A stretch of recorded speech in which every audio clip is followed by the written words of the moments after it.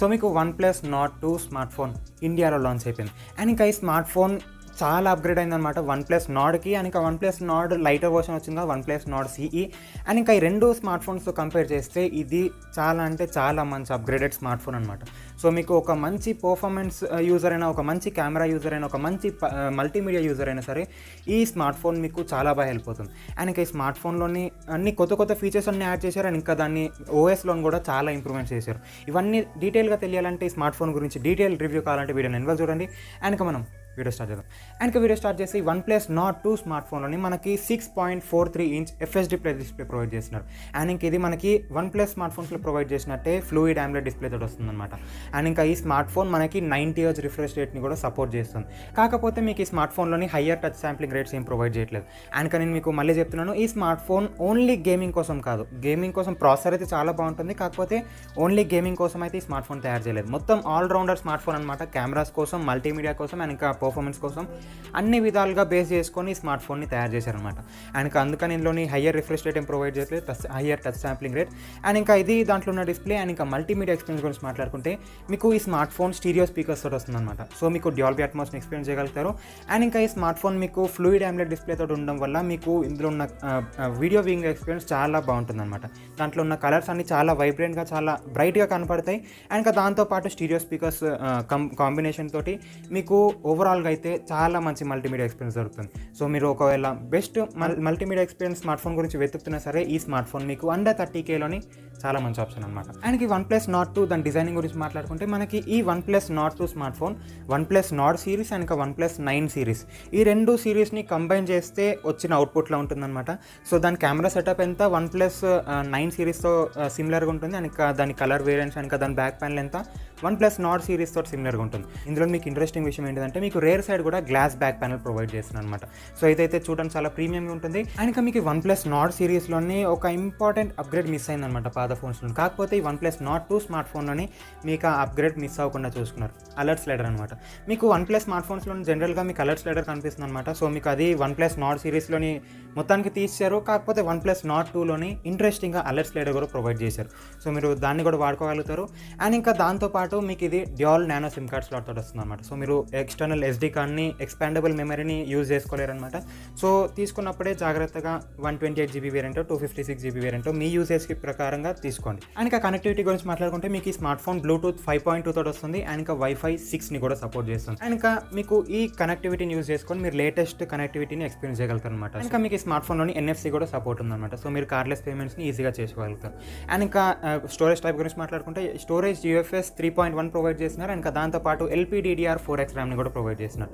And ఇంకా మీకు అన్ని కనెక్టివిటీ విధంగా, స్టోరేజ్ టైప్ విధంగా లేటెస్ట్గా ఉంది. కానీ ర్యామ్ ఒకటి LPDDR4X బదులు LPDDR5X కానీ 5 కానీ ప్రొవైడ్ చేస్తే మీకు ఇంకా బాగుండేది, చాలా అప్గ్రేడెడ్గా ఉండేది అనమాట. ఓవరాల్గా కనెక్టివిటీలోని అండ్ ఇంకా స్టోరేజ్లోని టాప్లో ఉండేదన్నమాట. అండ్ ఇంకా అదైతే పెద్ద విషయం కాదు. అండ్ ఇంకా దాని సైడ్లో పెడితే మనకి పర్ఫార్మెన్స్ సరికి వెళ్తే మనకి ఈ smart phone MediaTek Dimensity 1200 processor తోటి వస్తుందన్నమాట. అండ్ ఇంకా ఈ ప్రైస్ రేంజ్కి మీడియాటెక్ డైమెన్సిటీ 1200 ప్రాసెసర్ అయితే చాలా మంచి విషయం. అండ్ ఇంకా మీకు ఇది తెలిసిందే మీడియాటెక్లోని ఉన్న లేటెస్ట్ ప్రాసెసర్ అనమాట. అండ్ ఇంకా ఇప్పుడు వరకు మీడియాటెక్ లాంచ్ చేసిన ప్రాసెసర్లోని ఇదే చాలా పవర్ఫుల్ ప్రాసెసర్. అండ్ ఇది మీకు 6 నానోమీటర్ బేస్డ్ ఫ్యాబ్రికేషన్ మీద వస్తుంది.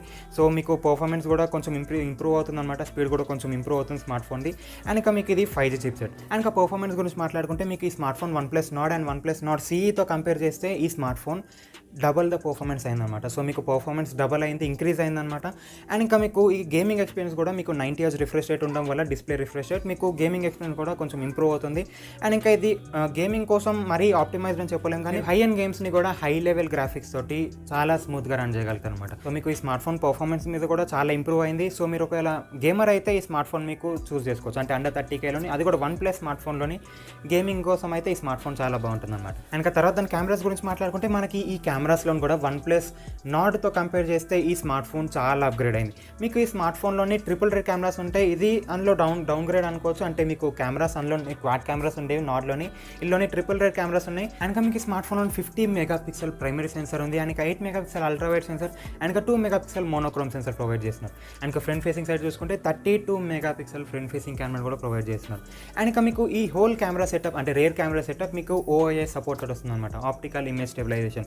సో దీన్ని వాడుకొని మీరు వీడియోస్ కానీ ఫొటోస్ కానీ చాలా పర్ఫెక్ట్గా షూట్ చేసుకోగలుగుతారు. అండ్ ఇంకా మీకు ఈ 50 మెగాపిక్సెల్ సెన్సర్ కూడా IMX766 సెన్సర్ అనమాట. సో మీకు ఇదైతే చాలా మంచి సెన్సర్. అండ్ ఇంకా కెమెరాస్లో కూడా OnePlus Nordతో కంపేర్ చేస్తే ఇదైతే చాలా అప్గ్రేడ్ అయిందనమాట క్వాలిటీ ప్రకారంగా.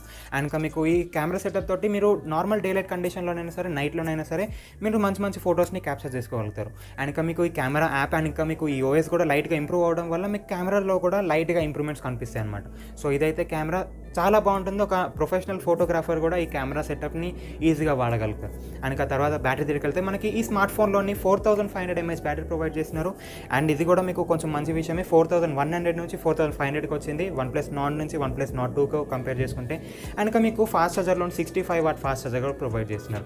అండ్ ఇంకా మీకు 65 వాట్ కూడా డబల్ అయిందనమాట. 30 వాట్ నుంచి 33 వాట్ నుంచి మీకు 65 అంటే ఇదైతే చాలా మంచి విషయం. సో మీరు ఈ బ్యాటరీని యూస్ చేసుకొని మీరు 1 డే ఈజీగా మేనేజ్ చేయగలుగుతారు అనమాట నార్మల్ యూసేజ్లోని. అండ్ ఇంకా ఫైనల్గా దాని OS దగ్గరికి వెళ్తే మనకి ఇది Oxygen OS తో ప్రొవైడ్ చేస్తున్నారు. Android 11 మీద రన్ అవుతుంది.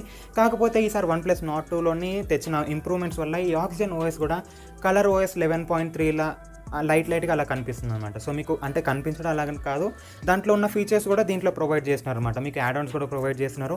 సో మీరు ఓవరాల్గా అయితే ఒక నీట్ యూఐని ఎక్స్పీరియన్స్ చేయగలుగుతారు. అండ్ ఇంకా మీరు యాడ్స్ అండ్ బ్లోట్వేర్ గురించి మాట్లాడుకుంటే మీకు బ్లోట్వేర్ ఉంటుంది ఖచ్చితంగా. అండ్ ఇంకా యాడ్స్ కూడా అప్పుడప్పుడు కనిపిస్తుంటాయి, కొంతమంది కనిపిస్తాయి, కొంతమంది కనిపించవు. అండ్ ఇంకొక యాడ్స్ వచ్చినా సరే మీరు సెట్టింగ్స్లో ఆఫ్ చేసుకోగలుగుతారు. అండ్ ఇంకా ఫైనల్గా OnePlus Nord 2 స్మార్ట్ ఫోన్ దాని ప్రైసింగ్ దగ్గరికి వెళ్తే మనకి ఈ స్మార్ట్ ఫోన్ 3 వేరియంట్స్ని లాంచ్ చేసింది అనమాట. 6GB 128GB, 8GB 128GB and ఇంకా 12GB 256GB వేరియంట్. అండ్ ఇంకా మీకు ఈ 3 వేరియంట్స్ మీకు అండర్ 20Kలో 2 వేరియంట్స్ ఉన్నాయన్నమాట. 6GB 128GB వేరియంట్ ఏమో 27,999కి అంటే 28,000కి. అండ్ ఇంకా మీకు 8GB 128GB ఏమో 30,000కి. అండ్ ఇంకా మీకు 12GB 256GB వేరియంట్ ఏమో 34,999 రూపీస్కి ప్రొవైడ్ చేస్తున్నారు.